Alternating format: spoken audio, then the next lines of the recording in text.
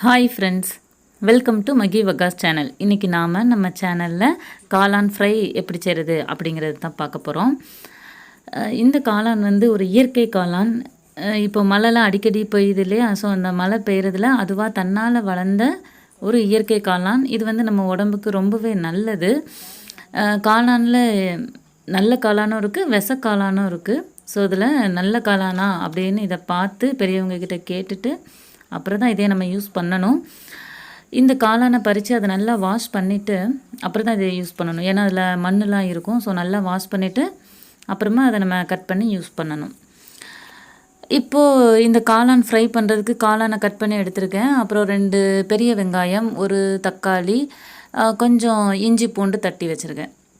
இப்போது ஒரு பேன் வச்சுட்டு அதில் 3 டேபிள் ஸ்பூன் நல்லெண்ணெய் விட்டு அந்த எண்ணெய் காயவும் கொஞ்சம் பட்டை, சோம்பு, 2 கிராம்பு இதெல்லாம் போட்டு கொஞ்சம் பொரிய விடணும். கொஞ்சம் கருவேப்பிலை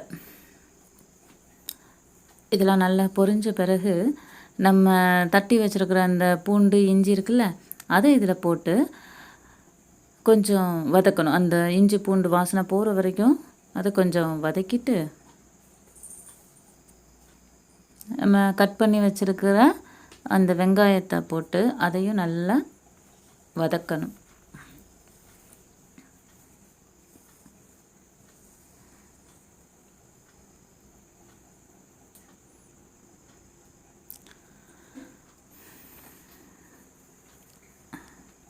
இப்போது இந்த வெங்காயம் கொஞ்சம் வதங்கிருச்சு.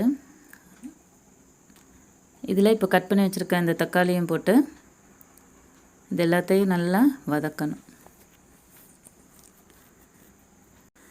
இப்போ தக்காளி இந்த அளவுக்கு வெந்திருந்தால் போதும். நெக்ஸ்ட் இதில் கொஞ்சம் மஞ்சள் தூள், கொஞ்சம் மல்லித்தூள், கொஞ்சம் மிளகாய் பொடி, இந்த 3மே நான் 1/4 ஸ்பூன் தான் எடுத்திருக்கேன். மஞ்சள் தூள் 1/4 ஸ்பூன், மிளகாய்த்தூள் 1/4 ஸ்பூன், மல்லித்தூள் 1/4 ஸ்பூன் எடுத்திருக்கேன்.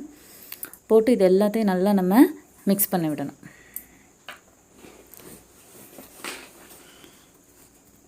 நல்லா மிக்ஸ் பண்ணிவிட்டு நம்ம வாஷ் பண்ணி கட் பண்ணி வச்சுருக்கிற அந்த காளானை இதில் இப்போது ஆட் பண்ண போகிறோம்.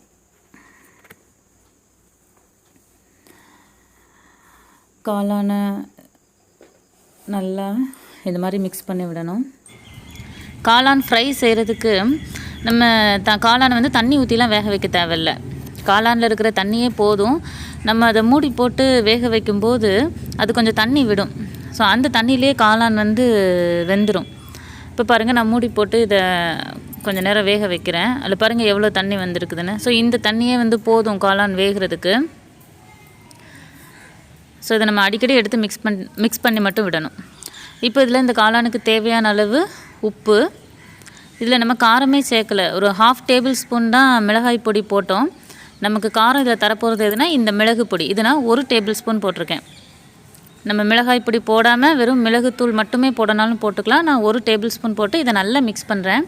காளான் பொதுவாக பெண்களுக்கு ரொம்பவே நல்லது. பெண்களுக்கு வரக்கூடிய மார்பக புற்றுநோயை குணப்படுத்தக்கூடியது தான் இந்த காளான். அது மட்டும் இல்லை, நம்ம ரத்தத்தில் உள்ள கொழுப்பை கரைச்சி ரத்தத்தை சுத்தப்படுத்தக்கூடியதும் இந்த காளான் தான். ஸோ காளானை நம்ம அடிக்கடி சாப்பிடணும். காளான் இந்த பெண்களுக்கு கர்ப்பப்பையில் ஏதாவது நோய் ஏற்பட்டாலோ இல்லை மலட்டுத்தன்மை இருந்தாலும் அதை சரி செய்யக்கூடியது இந்த காளான்.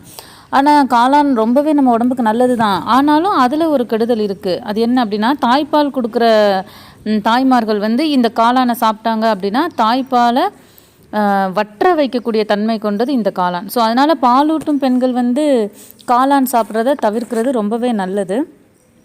காளான் நம்ம உடம்புக்கு ரொம்பவே நல்லது. ஆனால் தாய்ப்பால் கொடுக்குறவங்க மட்டும் அதை சாப்பிட வேண்டாம்.